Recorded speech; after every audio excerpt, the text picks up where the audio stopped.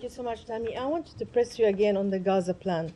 The president said clearly and many times that he wants to end wars in the Middle East, and I believe that's the secretary's position. Yes, that's true. How does Netanyahu's plan or proposed plan of reoccupying Gaza fits into this vision, considering that many people believe that without American weapons, Israel cannot carry with this war? So you have lots of leverage to advise Prime Minister Netanyahu whether to take this decision or not. Well, you know, what I do love is when you're in the Oval Office and you're able to ask President Trump a direct question, which you've been able to do, and it's been very impressive. That is a question for the president. I would say, though, that I'm, again, thrilled to be here with his leadership, in that we've seen him display what his commitment has been, which is to stop the suffering, end the carnage, bring peace for the who wouldn't if you had the wherewithal to do it. Of course, that's what we're doing. I certainly won't speak to what Israel's plans are. There's been many reports. I'm not going to speak to news reports or what another government is planning or not planning. What I do know is that this government, the Trump administration, is focused on this. It's clear this is what they intend to do. He wants this to end.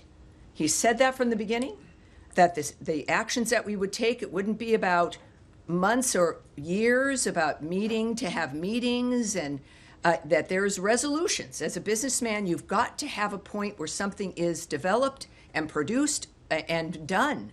So I would say that considering we know that the Secretary Rubio, of course, working very closely, and also as the acting NSA with the president in the White House, that we have, I would argue, the best minds in the world dealing with and deciding how to implement this notion that war-torn ravaging and suffering should never be someone's normal.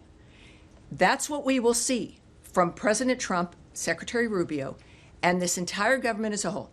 But we certainly won't comment on hypotheticals or speculating on what that might mean. The good news is you'll hear it right from them in a variety of different formats. And that it's an exciting time to watch this. It's heartbreaking most of the time. It's exciting and hopeful part of the time.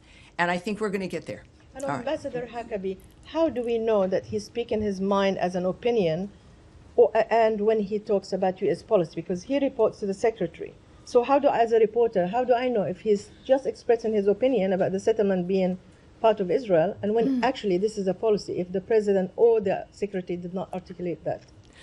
So we're getting into a little bit of a conspiracy dynamic here. It's not really. But here's why there's this podium. We have a very particular structure, that the president speaks on the tarmacs. He has gaggles. Caroline Leavitt speaks for the approach of the president in the White House. I am here speaking regarding the approach as the voice of the State Department, regarding what our plans are. I obviously can't say everything to you. That's very apparent. But I endeavor to say as much as I can to give you details. There is no one in the world who is randomly going to be speaking about policy that is not evident, that you have not heard from, or is a policy of the State Department or the White House that is not either evident to you, has been said, has been put in a paper, a release, an op-ed, a readout.